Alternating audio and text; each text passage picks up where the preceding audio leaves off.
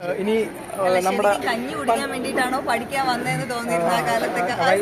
അപ്പൊ അതിനെപ്പറ്റി വൈശാഖ കഞ്ഞി കിട്ടുള്ളതുകൊണ്ട് അനുസരണം വരായിരുന്നു സ്കൂളിൽ. അപ്പൊ അന്നത്തെ കാലത്ത് അറിയാമല്ലോ, നമുക്ക് പൊതുവായിട്ട് ആ കാലത്തൊക്കെ വീട്ടിൽ നല്ല ഫുഡൊക്കെ കിട്ടാൻ ഉള്ള അപര്യാപ്തത ഉണ്ടായിരുന്നു. അപ്പൊ ആ സമയത്ത് നമ്മൾ വരുമ്പോൾ നമ്മളൊരു മോട്ടിവേഷനാണ് ഇവിടെ നിന്ന് കിട്ടുന്ന കഞ്ഞി. പിന്നെ കുറച്ച് കഴിഞ്ഞപ്പോൾ 5-6 ക്ലാസ്സിലൊക്കെ ആയപ്പോൾ ചോറായിട്ട് മാറി, ചോറും പയർ കറിയും. അപ്പൊ പയറ് കഞ്ഞിയും പോക്കറ്റ് 2-3 പ്രാവശ്യം പയറല്ല കടലായിട്ട് വരുന്ന വൈറ്റാഗ്.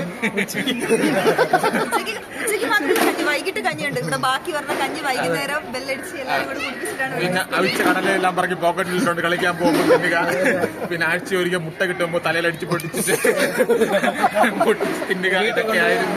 ഇവിടെ നിന്ന് 5 എണ്ണം കഴിച്ചിട്ട് വീട്ടിൽ കൊണ്ടുപോയി കഴിക്കാന്ന് പറഞ്ഞ് മറന്നുപോയിട്ട് തിങ്കളാഴ്ച രാവിലെ തുറക്കും, ഉച്ചയ്ക്ക് തുറക്കുമ്പോൾ ഉള്ളാവുന്ന നല്ല മണം അതിന്റെ ഇവന്റെ പാത്രത്തിലാണ്.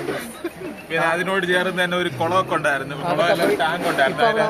കിച്ചൺ സ്റ്റോറാക്കി മാറ്റി. അവിടെ ഒരു മീന 2 മീന ഇതൊക്കെ ഉണ്ടായിരുന്നല്ലേ, ആമ്പലൊക്കെ ഉണ്ടായിരുന്നു. അപ്പൊ പക്ഷെ അതൊന്നും ഇപ്പൊ അവിടെ ഇല്ല. ഒരുപാട് വ്യത്യാസമായി. നമ്മുടെ മെയിനായിട്ടുള്ള ഗ്രൗണ്ടൊക്കെ പോയി. അന്നൊരു പാട്ടുണ്ടായിരുന്നു, ഓർത്ത് പള്ളി പോയിരുന്ന കാലം ഓർത്തു കണ്ണീർ വാർത്തു നിൽക്കുകയാണ് പാട്ടുകാരൻ. പാട്ട് എടുത്താ